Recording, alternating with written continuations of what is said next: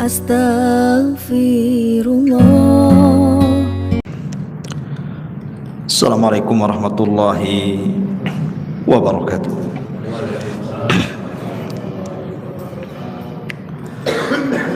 Alhamdulillah wassalatu wassalamu ala Rasulillah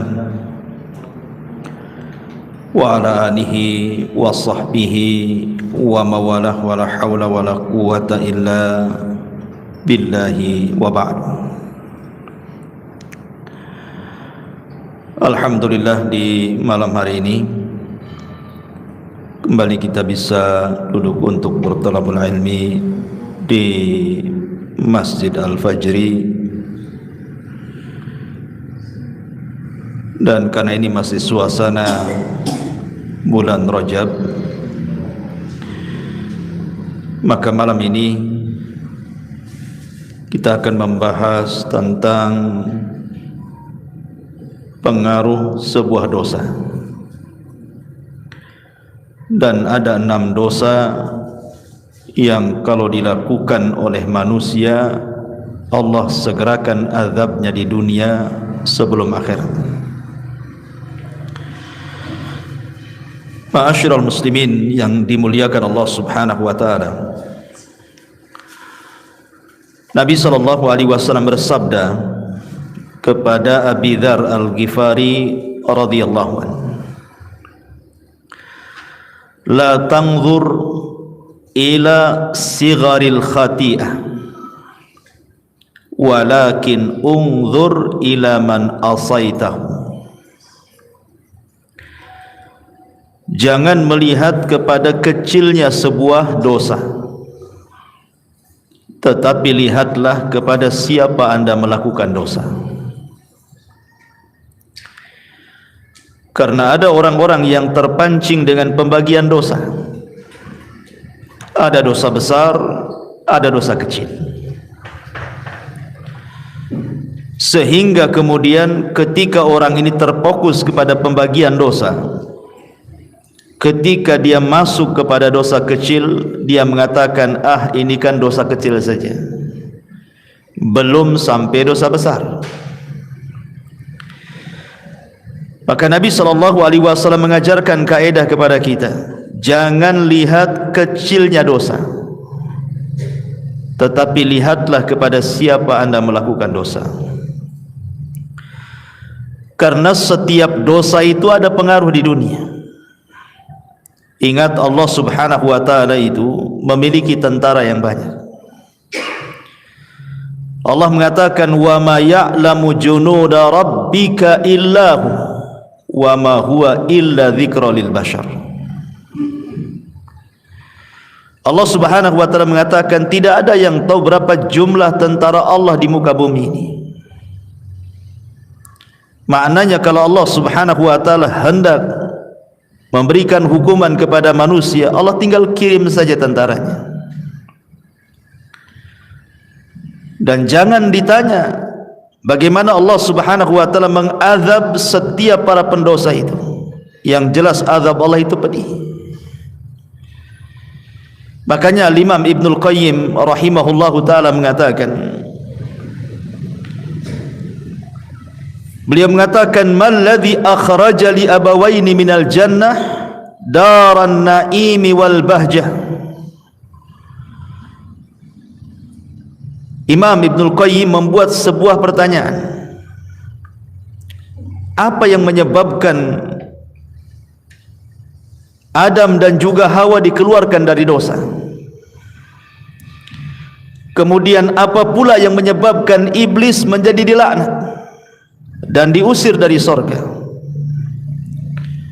Apa penyebab Fir'aun dan juga bala tentaranya ditenggelamkan? Apa pula kemudian kaumnya Nabi Syuaib sampai dikirim azab yang sangat pedih? Qarun ditenggelamkan ke bumi. Kemudian Bani Israel dikirim tentara-tentara bengis sehingga menghancurkan mereka. Tahu anda sebabnya?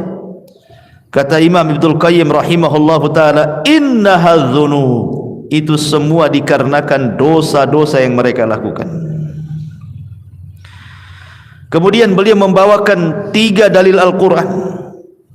Pertama surah Al-An'am ayat 6. Allah mengatakan, alam yarau kam ahlakna min qablihim min qarnin makkannahum fil ardi ma lam numakkil lakum wa arsalna as-samaa 'alaihim midrara wa ja'alna al-anhara tajri min tahtihim fa ahlaknahum bidhunubihim wa ansha'na min ba'dihim qarnan akharin. Tidakkah mereka memperhatikan berapa banyak generasi sebelum mereka yang telah kami binasakan, padahal generasi itu telah kami teguhkan kedudukannya di permukaan bumi ini, yaitu keteguhan yang belum pernah kami berikan kepada kalian. Tapi kami curahkan hujan yang lebat untuk mereka, dan kami jadikan sungai-sungai mengalir di bawah mereka. Kemudian kami binasakan mereka karena dosa-dosa mereka sendiri, dan kami ciptakan generasi yang lain setelah generasi mereka. Artinya tidaklah generasi-generasi itu dilenyapkan Allah kecuali karena dosa-dosa mereka. Kemudian juga di dalam surah Al-Ghafir ayat 2 Allah katakan, awalam yasiru fil ardi fayanzuru kaifa kana akibatul ladzina kanu min qablihim kanu hum ashaddu minhum quwwatan wa athara fil ardi fa akhadhahumullahu bidhunubihim wa ma kana lahum minallahi min wahq. Dan apakah mereka tidak mengadakan perjalanan di permukaan bumi, lalu memperlihatkan bagaimana kesudahan orang-orang yang sebelum mereka? Orang-orang itu lebih hebat kekuatannya daripada mereka, dan lebih banyak peninggalan-peninggalan peradabannya di bumi, tetapi Allah azab mereka karena dosa-dosanya, dan tidak akan ada satu apapun yang melindungi mereka dari azab Allah subhanahu wa ta'ala. Kemudian sebutkan juga dalam surah Al-Ankabut ayat 40, fakullan akhadna bidhambihi faminhum man arsalna alaihi hasiba wa minhum man akhadathu as-sayhatu wa minhum man khasafna bihi al-ard wa minhum man aghraqna wa ma kana Allahu liyadhlimahum walakin kanu anfusahum yadhlimun. Maka masing-masing mereka kami azab karena dosa-dosa mereka. Di antara mereka ada yang kami timpakan kepadanya hujan batu, ada yang kami timpakan suara keras yang mengguntur, ada yang kami benamkan ke dalam bumi, dan ada pula yang kami tenggelamkan di lautan. Allah sama sekali tidak hendak menzalimi mereka, akan tetapi merekalah yang menzalimi diri mereka sendiri.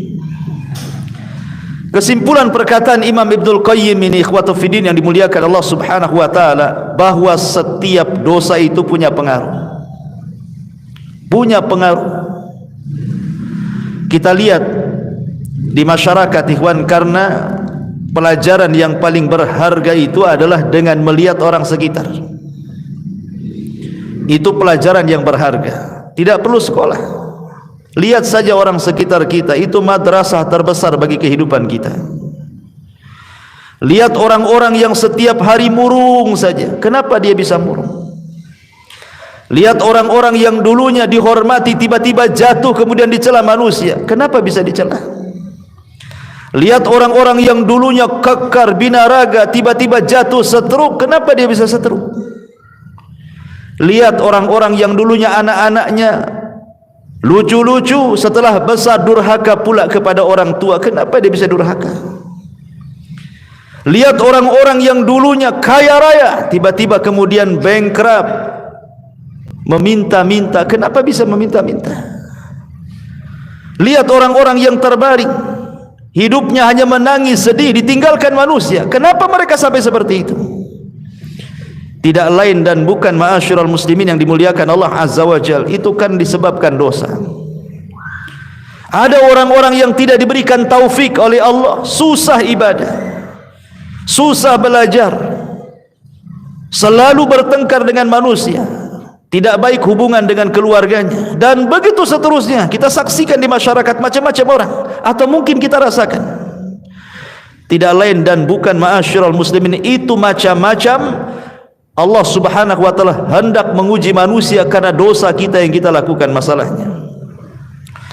Dan ma'asyiral muslimin yang dimuliakan Allah azza wa jalla, setiap dosa itu al-jaza min jinsil amal. Sebuah balasan itu pasti disesuaikan dengan amalannya. Balasan Allah itu pasti disesuaikan dengan dosanya. Perhatikan sabda Nabi sallallahu alaihi wasallam.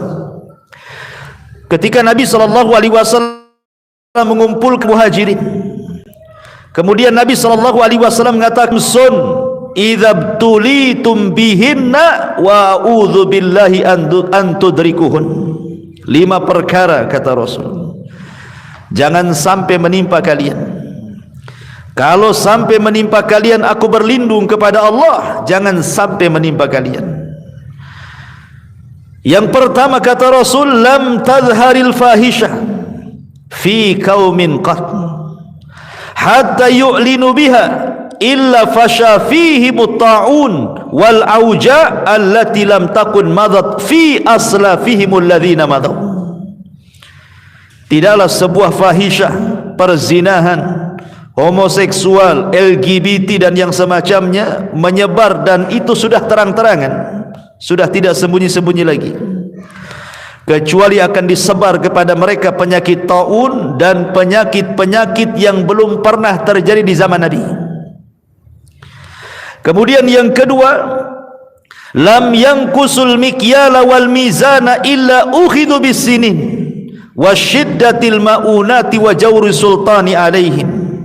Tidaklah mereka curang dalam dagang, mulai mengurang-urang takaran, mengurang-urang timbangan, mengurang-urang meteran, kecuali mereka akan dikirim paceklik yang berkepanjangan. Susahnya ekonomi bahkan dikuasakan kepada mereka penguasa-penguasa zalim. Kemudian yang ketiga, walam yamna'u zakata amwalihim illa muni'ul qatra minas sama walaulal bahaim lam yumtaru. Tidaklah mereka bakhil, tidak mau mengeluarkan zakat-zakat mereka, kecuali Allah tahan hujan dari langit. Kalaupun turun hujan, itu hanya untuk binatang-binatang ternak, tapi tidak menyuburkan bagi manusia. Kemudian yang keempat, walam yanqudu ahdallah wa ahda rasulihi illa sallatallahu alaihim aduwan min ghairihim fa ukhidu ba'da ma fi aidihim. Tidaklah mereka mulai membatalkan perjanjian dengan Allah dan dengan Rasulnya, artinya tidak taat dengan perintah Allah dan Rasulnya, kecuali akan dikuasakan kepada mereka musuh dari luar, kemudian mengambil sebagian harta kalian. Dan yang terakhir, wa man lam tahkum a'immatuhum bi kitabillah wa yatakhayyaruna mimma anzalallah illa ja'alallahu ba'sahum bainahum. Dan tidaklah para pemimpin-pemimpin kaum muslimin menegakkan kitab Allah, dan mereka memilih di luar daripada apa yang diturunkan Allah, kecuali Allah akan retakkan mereka, Allah akan buat mereka berselisih. Inilah 5 dosa yang kata Imam Ibnul Qayyim rahimahullahu ta'ala, perhatikan, al-jaza min jinsil amal. Balasan itu disesuaikan dengan dosa yang diamalkannya. Yang pertama, ketika Allah subhanahu wa ta'ala menimpakan berbagai macam penyakit taun dan yang semacamnya kepada orang-orang yang mereka terang-terangan melakukan zina, melakukan homoseksual, LGBT atau yang lainnya, kenapa Allah timpakan dengan berbagai macam penyakit? Kata beliau, fadhuhurul fawahish, adapun tampaknya fahisyah, maksudnya perbuatan zina dan yang semacamnya itu, kemudian ditimpakan penyakit-penyakit iqaban yukafi maladzatiha. Maka ketika orang melakukan zina kemudian dikirim penyakit, maka itu sesuai dengan kelezatan maksiat yang dirasakannya. ketika dia melakukan maksiat, dia merasakan lezat dengan maksiatnya.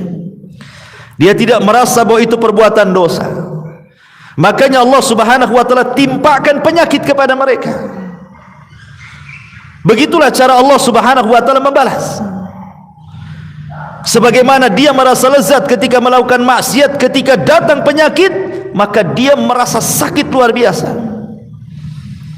Lihat orang-orang yang terkena penyakit AIDS, ada di antara mereka yang melepuh kulitnya, ada yang mereka kemudian dagingnya terkelupas dari tulangnya, ada yang stroke, ada yang sampai mengalami kematian.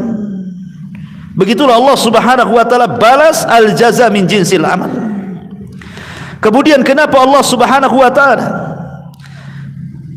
tidak menurunkan hujan kepada orang-orang yang mereka yang kedua, kenapa Allah Subhanahu wa taala mengirim paceklik yang banyak, kemudian susah ekonomi, kemudian dikuasakan pemimpin yang zalim kepada mereka orang-orang yang curang dalam berdagang?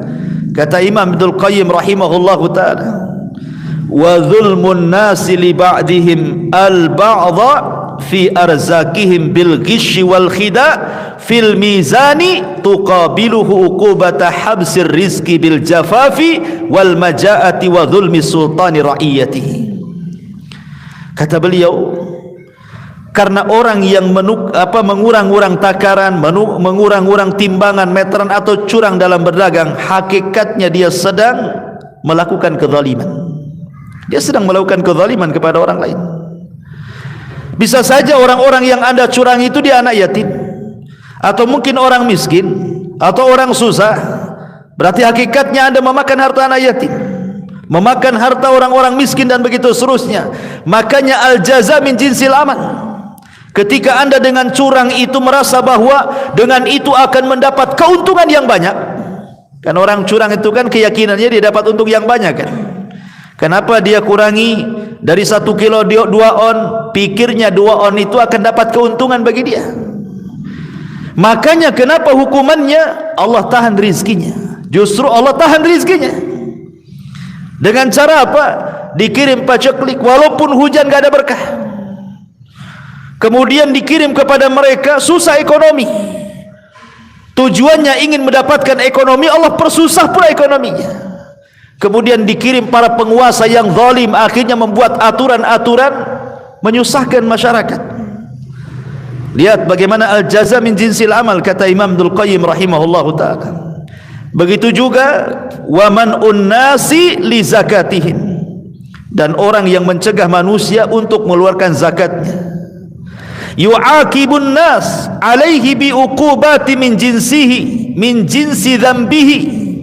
Kata Imam Ibnul Qayyim juga, maka Allah Subhanahu wa taala memberikan balasan sesuai dengan jenis dosanya. Ketika dia menahan zakat, Allah tahan juga hujan. Ketika mereka menahan, Allah tahan juga. Ketika mereka melepaskan zakat, Allah lepaskan hujannya. Kalaupun seandainya ada hujan itu bukan untuk kita, tetapi untuk binatang ternak saja. Kalau bukan karena binatang ternak, mungkin langit tidak akan hujan lagi. Adapun yang keempat, ketika Nabi SAW mengatakan, ketika mereka mulai memudarkan perjanjian Allah dengan Rasulnya, mulai mereka membantah Al-Quran dan Sunnah, tidak mau mengikuti perintah, menjauhi larangan, dan juga malah kemudian melakukan larangan, malah tidak menikmati yang dihalalkan, malah menikmati yang diharamkan. Maka kata Imam Ibnul Qayyim rahimahullahu ta'ala, maka mereka pun diberikan iqab sesuai dengan jenis dosanya. Apa jenis dosanya? Dikirim kepada mereka musuh dari luar. Karena kekuatan kaum muslimin itu, kalau mereka berpegang dengan Al-Quran dan Sunnah, ikhwan. Makanya kalau masjid-masjid kaum muslimin penuh di mana-mana, musuh-musuh Islam takut. Ketika anak-anak kaum muslimin sudah mereka kembali kepada Al-Quran, menghafal Al-Quran, kembali kepada hadis, menghafal hadis dan mempelajarinya, musuh-musuh Allah takut. Tapi ketika masjid mulai kosong, Al-Quran sudah tidak dipelajari, hadis dijauhi, Islam kemudian malah dibuat orang tidak suka, musuh senang, masuk musuh, akhirnya mencaplok sebagian kekuasaan kita. Al-jaza min jinsil amal. Dan yang terakhir, begitu juga ketika para pemimpin kita sudah tidak berhukum dengan hukum Allah, malah senang dengan hukum di luar daripada hukum Allah, dan mereka pilih pula itu pula hukum yang cocok bagi mereka, mereka tinggalkan Quran dan Sunnah, maka Allah akan buat berselisih, akan dibuat berselisih di antara mereka. Dan itu sudah terjadi negeri kita kan, perselisihan antara kelompok ini dan kelompok itu, rebutan kekuasaan, sikut sana sikut sini, ya kan, sogok sana sogok sini, celah sana celah sini, bayar buzzer sana bayar buzzer situ kan, itu ya. Akhirnya ribut negara. Ma'asyiral muslimin yang dimuliakan Allah Subhanahu wa taala, dari sini menunjukkan bahwa apapun dosanya, baik umum seperti hadis ini, tetap ada pengaruhnya, apalagi khusus. Inilah yang kita akan bahas, dosa-dosa khusus, di mana Nabi SAW mengatakan ada 6 dosa yang kalau kita lakukan, maka Allah akan azab kita di dunia sebelum akhirat. Dan azab di dunia bukan menjadi kafarah bagi akhirat. Di akhirat tetap diazab, di dunia juga diazab. Subhanallah. Ma'asyiral muslimin yang dimuliakan Allah Azza wa Jalla, apa dosa yang disegerakan di dunia sebelum akhirat itu? Disebutkan dalam hadis Nabi sallallahu alaihi wasallam, yang pertama, Imam Abi Dawud, Tirmidzi, Ibnu Majah meriwayatkan sebuah hadis dari jalur Abi Bakrah radhiyallahu anhu. Nabi sallallahu alaihi wasallam bersabda, "Ma min dzambin ajdaru an yu'ajjilallahu li sahibihi al-'uqubata fid dunya ma'a ma yaddakhiruhu lahu fil akhirati mithlul baghi wa qati'atir rahimi." Dari Abi Bakrah radhiyallahu anhu, Nabi SAW bersabda, tidak ada satu dosa yang lebih pantas untuk disegerakan kepada pelakunya hukuman di dunia sebelum hukuman di akhirat, melainkan al-baghi wa qati'atir rahim. Pertama al-baghi, yang kedua qati'atur rahim. Hadis ini disahihkan oleh Syekh Nasiruddin Al-Albani rahimahullahu taala fi Sahih Abi Dawud. Jadi yang pertama al-baghi. Apa al-baghi? Al-baghi itu artinya az-zulmu, kezaliman. Kezaliman ini ikhwatu fillah muliakan Allah Subhanahu wa taala, sangat dibenci oleh Allah Subhanahu wa taala. Makanya Allah Subhanahu wa taala berfirman dalam hadis qudsi, apa firman-Nya? Inni haramtu zulma ala nafsi wa ja'altuhu muharraman bainakum fala tadzalamu. Kuharamkan kezaliman kepada diriku dan kuharamkan kezaliman pula bagi kalian. Ma'asyiral muslimin yang dimuliakan Allah Azza wa Jalla, saya akan sebutkan beberapa kisah menunjukkan bahwa zalim itu akan ada hukuman di dunia sebelum akhirat. Ingat ketika saya menceritakan kepada antum tentang kisah Hajjaj ibn Yusuf al-Thaqafi. Hajjaj ibn Yusuf al-Thaqafi, seorang jenderal hafal Quran tetapi bengis. Berapa banyak jiwa para sahabat, para tabi'in dibantai dia. Jadi suatu ketika dia melakukan penyerangan dan menaklukkan Mekah dan Madinah, ada seorang hamba yang saleh namanya Sa'id ibn Zubair radhiyallahu anhu. Sa'id ibn Zubair radhiyallahu anhu. Sa'id ibn Zubair disiksa oleh Hajjaj ibn Yusuf sampai akhirnya kemudian dia dirantai mulai dari leher, tangan dan kaki, sampai dia mengatakan kepada Hajjaj, ya Hajjaj, kalau engkau hendak membunuhku silahkan, tapi tolong sekarang waktu sholat, aku ingin sholat. Kemudian kata Hajjaj ibn Yusuf ini, ya adu Allah, wahai musuh Allah, engkau tinggal solat saja, mau kuarahkan ke kiblat mana? Baik kuarahkan kau ke kiblatnya orang-orang Nasrani katanya. Subhanallah, Hajjaj zalim. Ya. Maka Sa'id ibn Zubair mengatakan terserah, karena Allah Subhanahu wa taala mengatakan fa aina ma tuwallu fa thamma wajhullah, kemanapun aku mengarah di sana ada wajah Allah. Akhirnya kemudian sebelum dibunuh oleh Hajjaj di pantai ini, Sa'id ibn Zubair ini berdoa kepada Allah Subhanahu wa taala dan mengatakan, ya Rabb, jangan engkau kuasakan kezaliman Hajjaj setelah aku, cukuplah aku yang terakhir.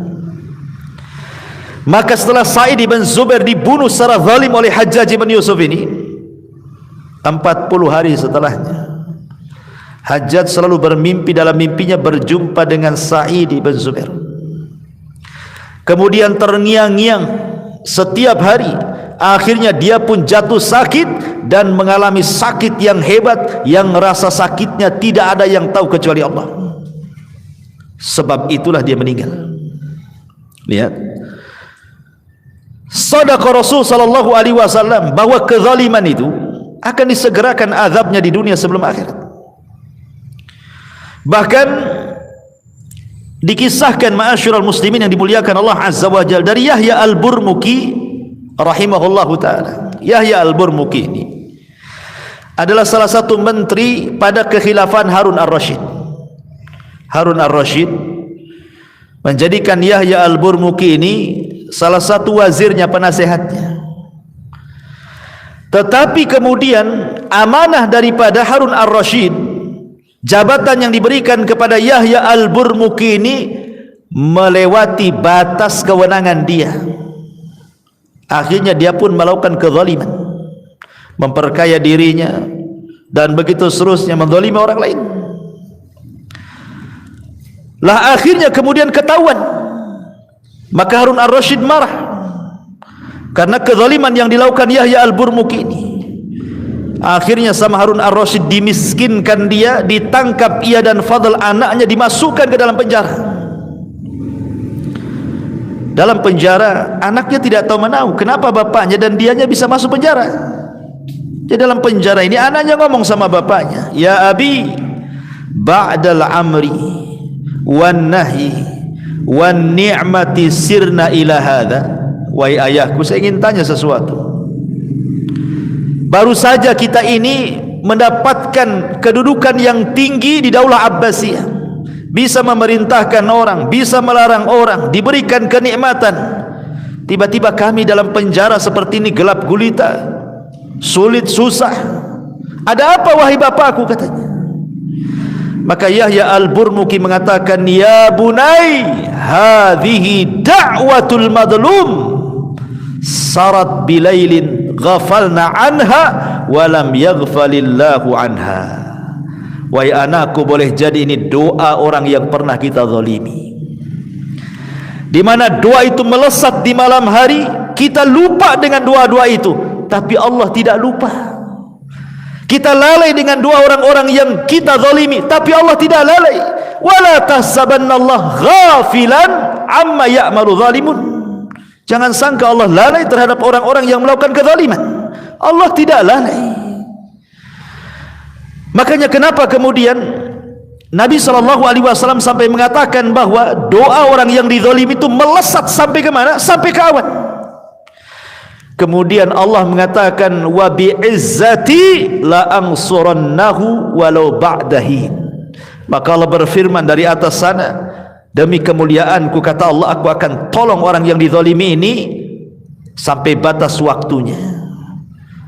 Sampai-sampai Imam Abdul Qayyim mengatakan, walaupun yang dizalimi itu orang kafir sekalipun, Allah akan tolong dia. Bukan karena Allah menolong kekafirannya, tidak, tapi Allah melihat dia di posisi orang yang dizalimi. Karena Allah tidak suka dengan kezaliman dan Allah suka keadilan. Makanya siapapun yang akan dizalimi, kemudian orang yang dizalimi berdoa kepada Allah Subhanahu wa taala, maka Allah akan ijabah, dan itu sebagai iqab bagi dia di dunia sebelum akhirat. Kecuali kalau dia bertobat kepada Allah Subhanahu wa taala sebelum kematiannya. Ma'asyiral muslimin yang dimuliakan Allah Subhanahu wa taala, makanya kenapa zalim itu sebuah kegelapan pada hari kiamat. Az-zulmu dzulumatun yaumal qiyamah. Kezaliman itu kegelapan pada hari kiamat. Ini yang pertama. Yang kedua, qati'atur rahim. Yang akan disegerakan hukumannya di dunia sebelum akhirat adalah orang yang memutuskan silaturahim. Dan yang paling besar dari memutuskan silaturahim adalah uququl walidain. Ketika seorang anak durhaka kepada orang tua, maka hukumannya akan disegerakan di dunia sebelum akhirat. Seorang syekh bercerita, syekh ini biasa berdakwah di penjara. Jadi suatu ketika syekh ini, ya sebagaimana rutinitas jadwal dia harus mengisi di penjara. Dia datang ke penjara. Rupanya di depan penjara itu adalah seorang ibu yang menangis. Menangis tidak henti-hentinya. Ditanya oleh syekh ini, "Ya ummah, wahai ibu, kenapa anda menangis?" Kemudian ibu ini mengatakan, "Sesungguhnya anakku di dalam sana," katanya. "Anakku di dalam sana." Akhirnya kemudian syekh ini membujuk ibu ini supaya tenang. Kemudian ibu ini mengatakan, menitipkan uang 300 real. "Ya syekh, sampaikanlah uang ini kepada anakku dalam sana." Kemudian syekh ini bertanya, "Bagaimana bisa anakku di penjara?" Kemudian ibunya mengatakan, "Uquq ya syekh, uququl walidain ya syekh." Durhaka kepada orang tua wahai syekh, durhaka kepada orang tua. Kata syekh ini, "Bagaimana bisa? Coba ceritakan." Maka ibu ini bercerita begini. Jadi suatu hari ayahnya memerintahkan sesuatu dengan nada tinggi. Tidak terimalah dia anaknya ini. Akhirnya adu mulut antara bapa dan anak ini. Entah kenapa anak ini kemudian menempeleng bapaknya sampai pingsan. Bapaknya ditempeleng sampai pingsan. Ya. Akhirnya kemudian ketika dia sadar, dia tidak terima, dilaporkan ke polis, ditangkap, masuk penjara dia. Kata syekh, "La haula wala quwata illa billah." Akhirnya diambil uang itu. "Baik, akan saya sampaikan uang ini setelah saya izin ke sipir dulu, karena tidak boleh masukkan sembarang barang ke dalam penjara. Setelah dapat izin masuk dia."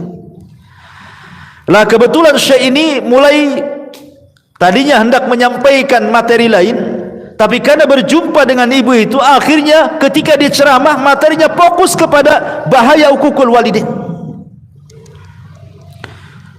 Syekh ini tidak tahu yang mana satu anak itu. Yang diceritakan ibu itu dari sekian narapidana dalam penjara itu, mana satu tidak tahu, tidak pernah kenal siapa namanya, bagaimana rupanya, nggak tahu. Akhirnya syekh ini menceritakan tentang bahaya uququl walidain dengan mengatakan, "Fala taqul lahuma uffi wa la tanharhuma." Mengatakan A saja tidak boleh, apalagi kemudian membentaknya, apalagi sampai memukulnya. Kemudian diceritakan tentang bahaya ancaman-ancaman di dunia, di neraka ini. Tiba-tiba di balik tiang itu, rupanya anak itu ada di balik tiang. Entah kenapa anak ini seperti orang mabuk, entah ngantuk, entah mabuk, entah apa gitu, mendengarkan kajian.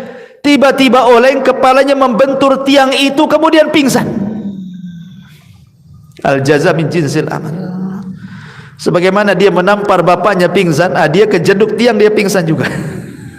Allah kasih cash di dunia. Ya. Setelah kemudian syekh ini melihat ada apa itu, siapa yang pingsan itu, ditanya-tanya, rupanya anak daripada ibu tadi. La haula wala quwata illa billah. Bahkan seorang syekh bercerita, ikhwan, ada orang yang sudah tua, ibunya ini sudah tua, usianya hampir 90 tahun. Allah berikan usia panjang ibu ini. Anaknya pun sudah tua, anaknya 50 lebih. Mungkin ibu ini menikah muda, jadi hampir 90 tahun usianya. Anaknya pula ya 50 tahun lebih lah, laki-laki. Sama-sama sudah tua kan, itu bahasanya ya. Ibunya tua sekali, anaknya pun sudah tua, di atas 50. Tetapi kemudian ibu dan anak ini selalu bercanggah, berselisih, sampai tidak ada salam, tidak ada kalam, tidak mau berjumpa, musuhan. Anaknya benci sama ibunya. Akhirnya kemudian ibu ini, namanya orang tua, ikhwata fiddin, sejahat apapun anak, namanya orang tua itu pasti ada waktu redanya, pasti akan kembali sayangnya. Bagaimanapun itu kan darah daging dia. Jadi ibu ini datang kepada seorang syekh dan mengatakan, ya syekh, bisa enggak kau damaikan aku dengan anakku, katanya. Bisa enggak kau damaikan aku dengan dia? Harusnya kan anak yang berdamai dengan orang tuanya kan. Ini terbalik pula. Ibunya datang kepada syekh, ya syekh, tolong damaikan aku dengan anakku, katanya. Kata syekh, baik, karena ini sebuah pekerjaan yang bagus, dipuji oleh Allah Subhanahu wa taala. La khaira fi katsiri min najwahum illa man amara bi shadaqatin aw ma'rufin aw islahim bainan nas. Tidaklah kebanyakan ucapan manusia di atas kebaikan kecuali orang memerintahkan kepada kebaikan, memerintahkan sedekah dan mengislah di antara orang yang bertikai. Kata syekh, baik, kita datangi anakmu. Dibawalah orang tua ini oleh syekh ini ke rumah anaknya, ya. Kemudian diketuk pintunya. Ketika anak ini melihat ibunya, langsung emosi, tidak terima. Kemudian syekh berusaha untuk menenangkan anak itu. Kemudian syekh masuk ke dalam rumah, ibunya menunggu di luar, diceramai sama syekh itu, jangan, kamu jangan seperti itu ibumu, mintalah kau maaf kepada dia. Tapi kemudian dia mengeluarkan kata-kata yang sampai keluar kata-kata itu didengar ibunya. Ibunya sakit hati, ya. Dia tujuannya baik, mau berdamai, tiba-tiba malah dicela, dicaci, dimaki, sakit hatinya, dirobek hatinya. Akhirnya kekeh anak itu tidak mau minta maaf sama orang tuanya. Maka sebelum pulang, entah kenapa ibunya terlontar kalimat, ya Rabb, kama akhraqani, sebagaimana dia telah membakar hatiku, menjadi panas hatiku, menjadi hancur hatiku, katanya, maka bakarlah hatinya, katanya. Kemudian kata ibunya, ya syekh, pulang kita, katanya. Pulang, ya. Baru sehari dua hari, entah kenapa kemudian anak itu mengalami sakit di dadanya, panas luar biasa, ya, panas. Sampai dia datang ke tabib. Tabib pun bingung, itu penyakit apa tuh? Kok bisa panas gitu ya dalamnya tuh, kayak terbakar gitu hatinya. Sampai dokter angkat tangan, tidak bisa, ini nggak tahu penyakit apa ini, katanya. Akhirnya dia cobalah baru sadar, jangan-jangan kemudian ini kesalahan dia dengan ibunya. Dia coba datang kepada syekh tadi, kemudian mengatakan, ya syekh, pernahkah ibuku mengatakan sesuatu tentang aku, katanya. Saya tidak tahu. Kalau begitu kau minta maaflah sama orang tuamu. Ma'asyiral muslimin yang dimuliakan Allah Azza wa Jalla, dari dua kisah ini saja kita mengetahui bahwa al-jaza min jinsil amal. Jadi ada balasan-balasan orang-orang yang mutus silaturahim, durhaka kepada orang tua itu, Allah akan balas di dunia sebelum akhirat. Lihat ceritanya Jurez. Jurez ini durhaka kepada orang tua itu hanya gara-gara dipanggil tak mau datang. Bukan lagi tidur, bukan lagi kerja, tidak, lagi sholat. Jurez kan lagi sholat. Masalahnya kan dia sholat sunnah. Harusnya dia batalkan, karena panggilan ibu wajib, sholat sunnah itu sunnah saja kan. Secara hukum ilmunya adalah batalkan sholat sunnah, ikut panggilan orang tua, itu yang benar. Tapi Jurez orang jahil tapi ahli ibadah. Dia berpikir bahwa hak Allah didahulukan dibandingkan hak orang tua, diteruskan pula sholatnya. Ketika ibunya memanggil sekali, tidak kunjung juga datang. Besoknya gitu lagi, dipanggil, dia sedang sholat, dipanggil, tidak kunjung datang. Sampai 3 kali, 3 hari berturut-turut dipanggil pula, tak mau datang. Ibunya kan tidak tahu Jurez ini sedang apa. Akhirnya ibunya berdoa kepada Allah, ya Rabb, kalau Jurez seperti ini kepada aku, katanya, dia fokuskan ibadah yang tidak mempedulikan ibunya sendiri, jangan kau wafatkan ya Rabb si Jurez, sampai kau kirimkan pelacur untuk memfitnah dia, katanya. Subhanallah. Ketika doa ibu ini merasa dizalimi kan itu. berdoa. Akhirnya betul, tiba-tiba kemudian ada orang yang tidak suka dengan Jurez. Dia sewa pelacur, kemudian dikatakan kau goda Jurez itu sampai berzina. Akhirnya dia pun menggoda, tapi Jurez tidak juga tergoda. Akhirnya kemudian disiasati. Di situ ada penggembala kambing, berzinalah wanita itu dengan penggembala kambing, akhirnya hamil. Kemudian dituduhkanlah anak ini anak Jurez. Setelah lahir, kemudian dikatakan ini anaknya Jurez katanya. Maka Bani Israel marah, dipukuli Jurez, dirobohkan tempat ibadahnya. Kemudian tapi Jurez sebelum hampir saja mau dibunuh, dia mengatakan aku tidak bersalah. Kemarikan bayi itu katanya. Kemarikan bayi itu. Ketika bayinya dihadapkan, kemudian ditusuklah lambungnya dan mengatakan man abuk, siapa sebenarnya bapakmu itu. Tentu tidak sengaja kan, Jurez ini hanya mengatakan seperti itu, tapi ini karomah, memang Jurez gak salah. Tiba-tiba anak ini dibuat bicara oleh Allah, abi ra'il ghanam, bapakku pengembala kambing katanya. Baru sadar Bani Israel. Tapi apa yang jadi syahid kisah ini, doa orang tua menjadi sebuah kenyataan kan. Allah Subhanahu wa taala kirim Bani Israel menghancurkan dia, memukuli dia, tempat ibadah dihancurkan, walaupun kemudian kembali dibangunkan itu. Dari sini menunjukkan qati'atur rahim adalah dosa yang disegerakan. Jadi yang pertama zalim, yang kedua memutus silaturahim. Hati-hati. Kalau anda seorang mudir di perusahaan, jangan pernah zalim kepada bawahan. Gaji mereka sebelum keringatnya kering, kata Nabi. Kalau anda seorang suami, jangan zalim kepada istri, kepada anak-anak. Atau punya orang tua, jangan zalim kepada orang tua. Tabarru aba'akum tabarrukum abna'ukum, kata Rasul. Berbuat baiklah kepada orang tua kalian, nanti anak-anak kita berbuat baik sama kita. Kalau kita tidak berbuat baik sama orang tua kita, nanti anak-anak kita Allah kirim yang durhaka dengan kita. Betapa banyak anak-anak yang kita sayang waktu kecil, ketika dia sudah tua, kita sudah tua, anak-anak sudah besar, kita sakit, tidak ada yang peduli dengan kita, ikhwan. Banyak tuh orang-orang tua yang kayak gitu itu. Menyesal melahirkan anaknya itu. Setelah dia terbaring sakit, tidak ada satupun anak yang datang. Bahkan ada satu syekh itu bercerita. Jadi ada dua orang tua itu, suami istri, sudah nenek-nenek. Qadarullah, meninggallah istrinya. Secara otomatis karena sudah tua bapaknya ini harus ikut kepada anak yang paling tua kan gitu, dibandingkan kepada anak-anak yang muda-muda karena semua sudah kawin. Akhirnya kemudian orang tua ini ngikut kepada anak yang paling tua. Sehari dua hari tidak ada masalah, seminggu dua minggu tidak ada masalah, sebulan dua bulan mulai ada masalah. Istrinya tidak suka dengan dia karena hidup satu rumah, ya. Entah kenapa istrinya kemudian ngomong sama suaminya setelah perdebatan yang panjang, meminta supaya bapaknya jangan tinggal di dalam rumah katanya. Lah kebetulan di samping rumah itu ada kamar khusus untuk sopir. Akhirnya disepakati bagaimana kalau kita letakkan saja orang tua itu di kamar sopir saja. Jadi dia terpisah dari kehidupan kita di dalam.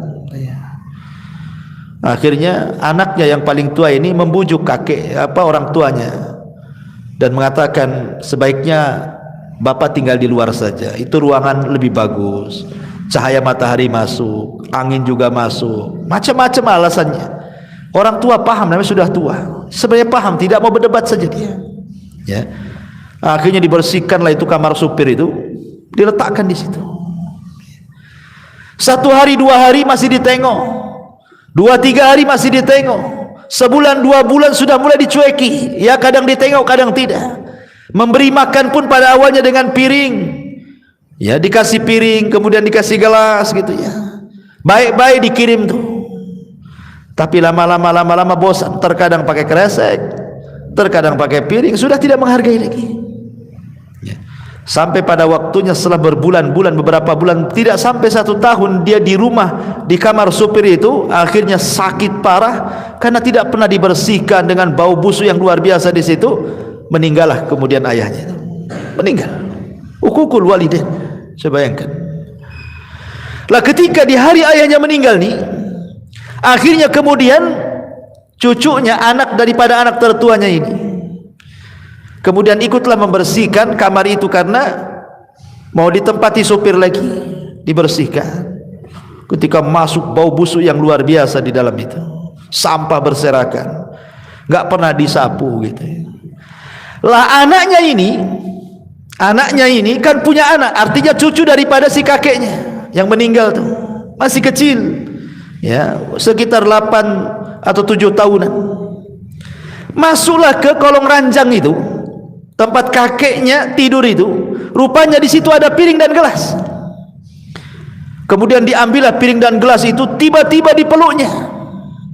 Kemudian ayahnya mengatakan, nak, lempar nak, itu piring kakekmu itu, dia sudah meninggal, sudah nggak ada gunanya, kotor nak, katanya. Tapi anak ini tidak mau melepaskan. Entah kenapa, mungkin Allah buat dia bicara dan mengatakan, tidak, aku ingin jadikan gelas dan piring ini untuk menyuapi engkau wahai ayahku jika engkau sakit, tidak sebagaimana kakek yang kau tidak pernah suapi dia, katanya. Subhanallah. Diingatkan sama anaknya yang umur 7 tahun. Bagaimana dia bisa ngomong begitu kalau Allah tidak bicara? Coba, Allah yang buat bicara anak itu ngomong begitu. Kadang anak-anak segitu kan polos ngomongnya. Dari situ dia menyesal, dipeluknya kasurnya, menyesal saat jadi-jadinya. Apa menunggu orang tua kita meninggal baru kita menyesal berbuat baik, ikhwan? Ya, ma'asyiral muslimin yang dimuliakan Allah Azza wa Jalla. Ini yang kedua. Yang ketiga, kata Nabi sallallahu alaihi wasallam, adalah al-khiyanatu wal kadhib. Dan yang keempat, yang ketiga dan keempat, yang ketiga al-khiyanat, dan yang keempat al-kadhib. Dan itu berdasarkan hadis yang dikeluarkan al-Imam At-Tabrani. Ma min dzambin ajdar an yu'ajjilallahu ta'ala li sahibihi al-'uqubah fid dunya ma yaddakhiruhu lahu fil akhirah min qati'atir rahimi wal khiyanati wal kadhibi. Tidak ada dosa yang lebih patut untuk dipercepat siksaannya oleh Allah terhadap pelakunya di dunia sebelum di akhirat, kecuali orang-orang yang memutus silaturahim, berkhianat dan berdusta. Berkhianat dan berdusta. Ma'asyiral muslimin yang dimuliakan Allah Subhanahu wa taala, bicara tentang khianat. Khianat ini gambarannya umum, ikhwan. Berkhianat itu kan umum. Ya, dikasih harta, berkhianat dengan harta, tidak amanah dengan harta, dibelanjakan pula di jalan syaitan. Diberikan jabatan, tidak amanah dengan jabatannya, berbuat zalim kepada bawahan, berbuat zalim kepada rakyat, dan begitu seterusnya. Berkhianat. Ya. Makanya kenapa Nabi SAW menjadikan khianat itu adalah tanda-tanda dekatnya kiamat. Kata Nabi SAW, la taqumus sa'ah hatta yadhharal fushu wattafakhushu wa qati'atur rahimi wa su'ul mujawarati wa hatta yu'tamanul kha'in wa yukhawwanul amin. Tidak akan terjadi hari kiamat sehingga muncul perkataan keji, kebiasaan berkata keji, memutuskan kerabat, keburukan bertetangga, dan sehingga orang-orang khianat diberikan amanah, sedangkan orang-orang yang amanah dianggap berkhianat. Dan inilah harinya yang disabdakan Rasul itu. Di hari ini orang yang jujur itu langka, ikhwan. Susah cari orang jujur itu, karena memang aturan yang membuat kita tidak jujur, kan? Buat KTP nembak, buat SIM nembak, buat vaksin nih, kartu vaksin nembak. Susah aturannya yang dibuat kita tidak jujur. Korupsi itu mulai dari atas sampai ke bawah, terstruktur. Ya. Orang itu susah cari, makanya jangan di zaman sekarang, di zaman Umar radhiyallahu anhu, itu di zaman sahabat loh. Umar bin Khattab radhiyallahu anhu malam-malam itu belusukan, enggak bawa wartawan ya. Kemudian tengoklah ada tenda, kok bercahaya di situ. Karena begini, ikhwan, gambaran di zaman Umar itu. Umar itu menyediakan tenda-tenda yang banyak. Untuk apa? Untuk orang-orang yang dari daerah ingin mengadu nasib ke kota, ke Madinah. Jadi fasilitasi tempatnya itu. Kemudian mereka dikasih tenda sama penerangan. Itu pun ditentukan waktunya dari jam sekian ke jam sekian harus dimatikan dari pemerintah. Begitulah Umar radhiyallahu an memfasilitasi rakyatnya. Jadi orang-orang dari daerah kayak kita di sinilah umpamanya kan, ingin mengadu nasib ke Jakarta, ke ibu kota. Jadi mungkin di ibu kota itu sama pemerintah sudah disediakan apartemen-apartemen gratis gitu ya. Kan enak tuh kalau punya pemimpin kayak Umar itu ya. Ya entah kapan lagi lah Umar itu ada kan itu. Nggak ada lagi Umar, nanti nunggu Imam Mahdi mungkin ya. Jadi Umar radhiyallahu anhu ini malam-malam nampak kok ada tenda yang belum dimatikan, harusnya mati jam segini. Ini penerangan pemerintah. Akhirnya mendekati tenda itu adalah percakapan wanita tua dengan anak gadisnya. Umar coba mendengarkan percakapan keduanya itu. Jadi ibunya ini ngomong sama anaknya, "Nak, bagaimana kalau kita besok jualan air susu ini kita campur dengan air mineral supaya banyak untungnya?" Begitulah curang dalam dagang itu modusnya kurang lebih sejak zaman Umar sampai sekarang, main campur-campur kan. Ya kan? Pemanya jual jeruk bilangnya beras tagi, ya taunya beras busuk kan itu. Bilang salak pondok, ternyata salak kubu kan gitu. Enggak tahu kita ini. Dicampur-campur kan itu. Itulah memang dari sejak zaman dulu namanya curang dalam dagang, main campur-campur yang baik dengan yang buruk dan begitu seterusnya. Tapi anak gadisnya ini subhanallah anak soleha. Dia mengatakan kepada ibunya, "Bu, jangan. Umar bin Khattab Amirul Mukminin membuat aturan dalam jual beli tidak boleh curang." Kata ibunya, "Nak, Umar tidak tahu." Pada Umar di samping tendanya tuh. Umar tidak tahu. Tapi anak gadisnya sekali lagi mengingatkan kepada ibunya, "Bu, walaupun Umar tidak tahu, tapi Umar punya Rabb, punya Tuhan, dan Tuhannya Umar juga Tuhan kita. Tuhannya Umar tahu." Ya. Akhirnya sadar ibunya. Umar bergegas pulang, kumpulkan anak laki-lakinya semua, Ibnu Umar, Qasim ibn Umar, anak laki-lakinya banyak. Kata Umar bin Khattab, "Siapa yang siap nikah di antara kalian?" "Siapa?" katanya. "Tuh ada bibit unggul tuh sana," katanya. Rupanya Qasim ibn Umar mengatakan, "Saya wahai abi, besok ikut saya." Dilamarkan gadis dalam tenda, orang susah, dinikahkan dengan orang nomor satu, anak orang nomor satu, Khalifah Amirul Mukminin. Karena di zaman itu yang dilihat agama, bukan dilihat harta, bukan kayak zaman sekarang kan gitu. Walaupun hafal Quran, nggak ada kerjaan buat apa? Emang saya makan ayat katanya. Bagus sama dokter jelas katanya gajinya bulanan. Ya, ini hafal Quran gojek lagi nggak jelas hasilnya katanya. Zaman sekarang kan gitu ya. Kalau zaman dulu kan tidak. Ya. Zaman dulu itu ilmu luar biasa dihargai kan, apalagi kejujuran. Makanya Qasim ibn Umar menikahlah dengan wanita ini. Lahirlah seorang putri namanya Lailah. Dari Lailah inilah lahir tokoh fenomenal sepanjang sejarah, Umar bin Abdul Aziz.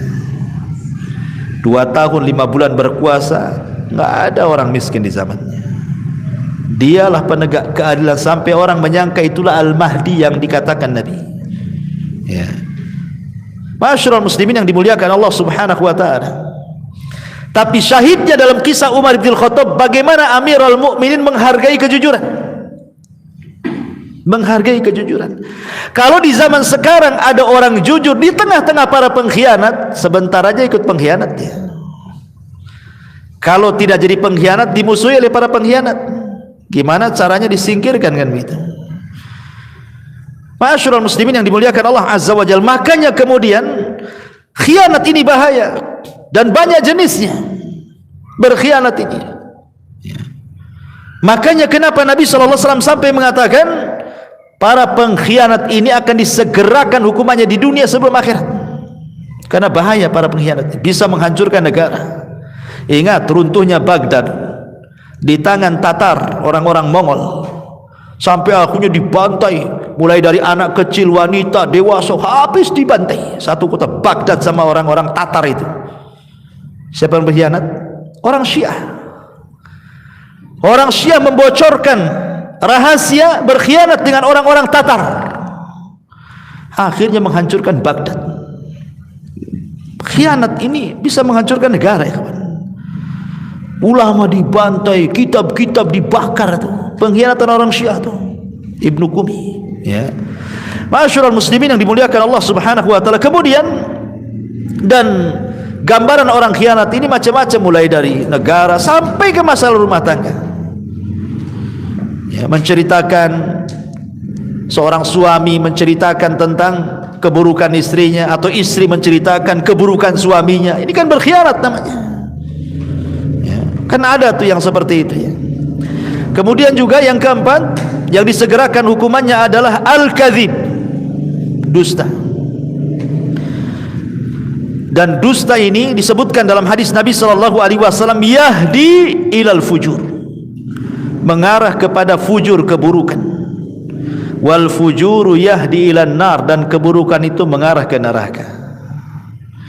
Dan ingat, biasanya orang yang suka berdusta itu tidak akan tenang hidupnya, tidak akan tenang. Lihat orang-orang yang punya hutang tak bayar, setiap ditagih ngeles, nggak akan tenang hidupnya. Makanya orang-orang yang punya hutang itu, kata Nabi, malam jadi kepikiran, hilang pula menghilang. Kalau malam jadi kepikiran, siang menghilang. Umumnya orang punya hutang itu gitu, malamnya pusing, siangnya hilang. Karena takut dicari orang siangnya, ya kan? Hilang dia, nanti datang malam, gak bisa tidur. Itulah sudah ukubah dia, itu sudah dirasakan dia tuh. Kenapa? Karena biasanya orang-orang seperti ini suka dusta. Suka dusta orang seperti ini. Ma'asyiral muslimin, dan gambaran dusta ini terlampau luas, ya, macam-macam dusta ini kan, ya, dusta kepada Allah, dusta kepada Rasul, dusta kepada manusia, dusta dalam dagang, dusta dalam pekerjaan, macam-macam dusta ini kan. Tapi yang jelas bahwa seorang muslim tidak mungkin berdusta. Ketika Rasul mengatakan, Rasul ditanya, Rasul, mungkinkah seorang muslim itu penakut? Mungkin. Karena orang jihad itu tidak semua berani. Mungkin seorang mukmin itu penakut. Mungkinkah seorang mukmin itu bakhil? Mungkin, kata Rasul. Karena kecintaan kepada harta akhirnya dia bakhil. Kemudian mungkinkah seorang muslim itu pendusta? Kata Rasul, tidak ada seorang muslim itu pendusta. Seorang muslim boleh pengecut, seorang muslim boleh bakhil, tapi seorang muslim tidak mungkin berdusta, kata Nabi. Karena dusta itu bukan akhlak seorang muslim. Ya, makanya kenapa kemudian ini pun hukumannya disegerakan sebelum di akhirat. Hati-hati, jangan suka berdusta. Kemudian yang nomor 5 adalah mahabbatu isya'atil fahisha, suka menyebarkan habar-habar buruk. Allah Subhanahu wa taala mengatakan dalam surah Nur ayat 19, innalladzina yuhibbuna an tasyi'al fahishata fil ladzina amanu lahum adzabun alimun fid dunya wal akhirah wallahu ya'lamu wa antum la ta'lamun. Sesungguhnya orang-orang yang suka tersebar keburukan di tengah-tengah orang yang beriman, bagi mereka azab yang pedih di dunia dan juga di akhirat. Di dunia dapat azab, di akhirat dapat azab, dan Allah mengetahui dan kalian tidak tahu. Dan ini penyakit yang sekarang menyebar nih, yang kelima ini. Bayangkan, Al-Quran yang mengatakan baru cinta saja tersebarnya sebuah keburukan, itu sudah diazab di dunia. Apalagi dia yang menciptakan keburukan, dia pula yang menyebarkannya. Sekarang ada handphone di mana-mana. Terkadang-kadang kalau dia orang awam, tidak tahu apa-apa gitu kan, buat kontennya itu maksiat. Nah, umpamanya seorang perempuan joget-joget nampak aurat, habis itu di-share, ya kan, di TikTok kok di apa, supaya dapat pendukung, penonton, ya, subscribe, ya kan?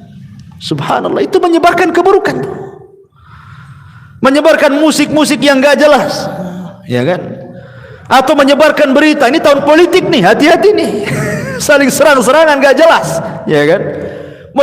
Menjelekkan yang sana, yang ini menjelekkan yang sana gitu. Kemudian bazar-bazarnya ngikut komentar.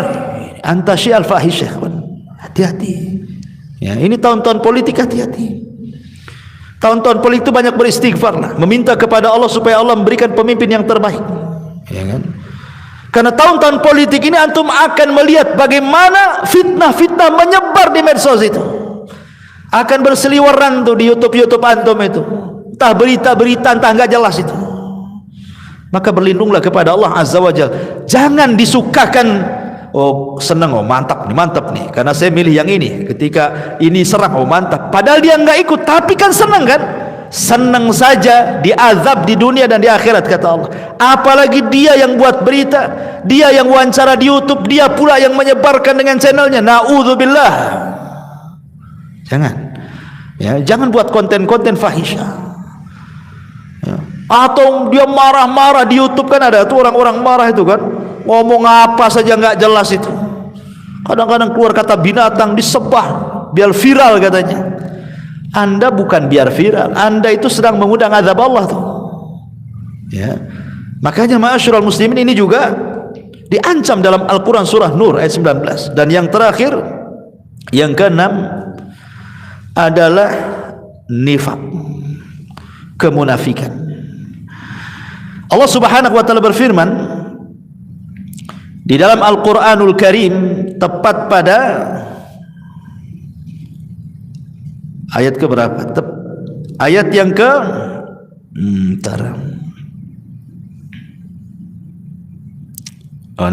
ya.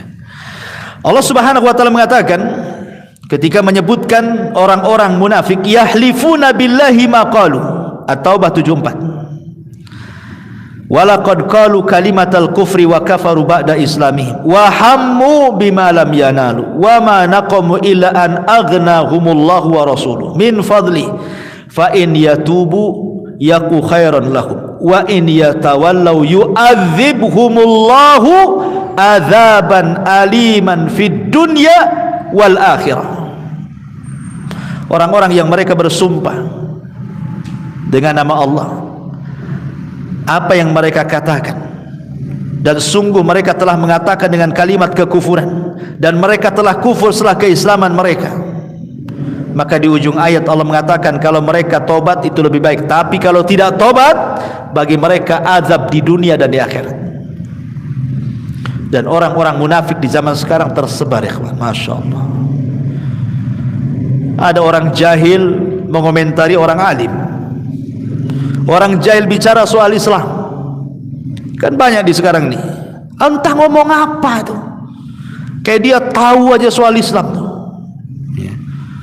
Kemudian menyatut-nyatut dalil, mungkin baca Quran saja belepotan tidak bisa kan, tapi seolah-olah dia peneliti hebat, komentator gitu ya, seolah-olah punya ilmu dalam agama. Kalau anda tidak punya ilmu agama, diamlah. Anda kan bukan bidangnya. Karena bagaimanapun Rasul mengatakan idza wusidal amru ila ghairi ahli fantadirisah. Apapun kalau sudah diserahkan kepada yang bukan ahlinya, itu tunggu aja kehancurannya tuh. Islam hancur itu bukan orang luar yang menghancurkan, tapi orang dalam yang munafik yang menghancurkan. Disebarnya Islam-Islam yang kita kenal liberal hari ini contohnya kan, menyamakan agama itu semua sama. Sampai kemudian juga akhirnya dibentur-benturkan Islam itu dengan perkara-perkara yang memang sebenarnya tidak ada berbenturan. Contoh umpamanya ketika datang Natal,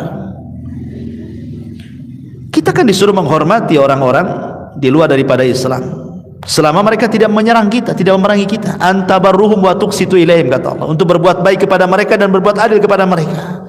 Kita disuruh. Tapi kita punya kalimat lakum dinukum waliyadin. Bukan berarti ketika mereka buat acara kita ikut terlibat, ikut pakai atribut mereka, ikut mengucapkan selamat mereka. Coba bayangkan, ternyata orang-orang di luar Islam pun sebenarnya, kalaupun orang Islam tidak ngomong seperti itu pun mereka tidak sakit hati. Yang sakit hati itu gerombolan orang-orang sakit hati dalam Islam mana. Disalah-salahkan pula kita yang memfatwakan, jelas-jelas ulama mengharamkan, malah kita pula tidak dikatakan ini enggak nasionalis nih katanya. Mecah belah. Subhanallah ikhwan, orang yang menjaga keyakinannya dibilang memecah belah. Harus dibedakan ikhwan. Masalah toleransi dengan antar umat beragama itu dalam Islam jangan diajarkan masalah ini. Islam paling lengkap. Jangan ajarkan kita soal toleransi. Quran dan Sunnah sudah mengajarkan sedemikian rupa. Ya. Nabi itu hidup di tengah-tengah orang Yahudi loh. Bukan hidup langsung ke Madinah jadi negara Islam, tidak. Pernah hidup bersama orang Yahudi, orang Nasrani, orang musyrik. Rasul lihat bagaimana mengajarkan kepada kita hidup di tengah-tengah antar umat beragama kan. Semua ada ilmunya, ya. Tetapi orang-orang ini wallahu a'lam, salat ke mereka tak salat kita tidak tahu. Hanya model handphone, kemudian di depan handphone nongkrong tak ngomong apa-apa. Itu kan gitu ya. Dia tidak sadar handphone ini sebenarnya cuman ada dua kegunaannya. Anda menolong Islam dengan handphone atau Anda menghancurkan Islam dengan handphone. Itu saja. Ya. Anda beli medsos ini untuk apa? Untuk menghancurkan Islam atau untuk membangun Islam? Karena akan ditanya di hadapan Allah Subhanahu wa taala, ya. Ma'asyiral muslimin yang dimuliakan Allah Subhanahu wa taala. Inilah di antara 6 dosa yang disegerakan oleh Allah Subhanahu wa taala azabnya di dunia sebelum akhirat, ya. Adapun pengaruh-pengaruh dosa itu sudah banyak dijelaskan oleh para ulama seperti Al-Imam Ibnul Qayyim rahimahullahu taala menjelaskan tentang athar adzunub, bagaimana dosa itu punya pengaruh yang luar biasa baik kepada individu ataupun kepada masyarakat. Lihat dalam sebuah kisah yang pernah saya kisahkan, kisah di zaman Bani Israel kan. Kisah Israiliyat sebenarnya, ya, sebagai penyedap saja. Riwayatnya juga masih diteliti, tapi ini masyhur, diletakkan di kitab-kitab tafsir. Jadi ketika Nabi Musa ini sedang mengalami paceklik hebat, tidak turun hujan, akhirnya kemudian mengajak Bani Israel ke tengah lapangan.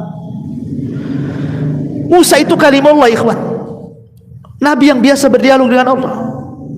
Setelah melaksanakan istisqa dengan Bani Israel, awan pula bukannya hitam malah makin putih, nggak dikabulkan kan gitu ya. Harusnya minta hujan tuh awan hitam, turun hujan. Ini yang minta Nabi Musa, bukan orang biasa. Sehingga Nabi Musa berkata, berdialog dengan ya Rabb, kenapa kau tidak kabulkan permintaan kami dan Bani Israel? Allah mengatakan, ya Musa, tidak bisa, karena di tengah-tengah umatmu ada satu orang, dia bermaksiat 40 tahun dan dia belum bertobat kepada Allah. Kalau engkau mau, keluarkan orang itu dari lapangan, usir dia. Kata Musa, siapa namanya? Oh, tidak bisa, saya tidak akan menyebut namanya. Kau tinggal berteriak saja di hadapan orang-orang. Maka Musa alaihi salatu wassalam langsung mengumpulkan Bani Israel, mengatakan, man minkum, barang siapa di antara kalian ya'sillaha arba'ina sanatan fakhruj, bermaksiat kepada Allah 40 tahun, keluar dari sini katanya. Yang ada yang keluar lah, nggak mungkin lah ngaku. Ya, orang sebanyak itu. Rupanya ada pula lah yang mungkin merasa dirinya, karena dia juga 40 tahun belum pernah bertobat, karena malu dia, kemudian serbannya ditutup di kepalanya, dia menunduk dia. Kemudian dia mengatakan dalam hatinya, ya Rabb, apakah setelah 40 tahun kau tutup aibku, sekarang kau membongkar aibku? Tubtu ilaika ya Rabb, aku bertobat kepadamu hari ini ya Rabb. Ketika dia mengatakan aku bertobat, gelap langit, tiba-tiba hujan. Nabi Musa heran, ya Rabb, bukankah kau katakan tadi kau akan turunkan hujan bila orang itu keluar? Orang itu belum keluar, kenapa sudah kau turunkan hujan? Ya, maka Allah mengatakan, ya Musa, orang itu sudah bertobat. Ya Rabb, kata Musa, siapa orang itu? Saya ingin tahu. Maka Allah mengatakan, ya Musa, ketika dia bermaksiat 40 tahun lah ku tutup aibnya. Sekarang dia sudah bertobat, ku bongkar aibnya? Enggak lah. Subhanallah. Syahidnya di sini apa? Satu orang maksiat, satu Bani Israel terkena imbasnya. Ya kan? Satu orang bermaksiat, satu negara kena imbasnya. Itulah pengaruh maksiat. Ya, apalagi kepada pribadi, hadis yang tadi saya jelaskan di awal gitu ya. Apalagi ini bulan Rajab. Sekali lagi saya ulangi pengajian pada minggu yang lalu, perkataan Qatadah bin Di'amah rahimahullah taala, seorang ahli tafsir, bahwa kezaliman atau perbuatan dosa dilakukan di Ashhurul Hurum, salah satunya bulan Rajab, maka akan dilipat gandakan dosanya dibandingkan kalau antum melakukan dosa di bulan-bulan yang lainnya. Wallahu a'lam bishawab. Ini saja yang bisa saya sampaikan. Mudah-mudahan ada manfaatnya. Subhanallah bihamdika asyhadu an la ilaha illa anta astaghfiruka wa atubu ilaik. Allahu ta'ala alam. Assalamualaikum warahmatullahi wabarakatuh.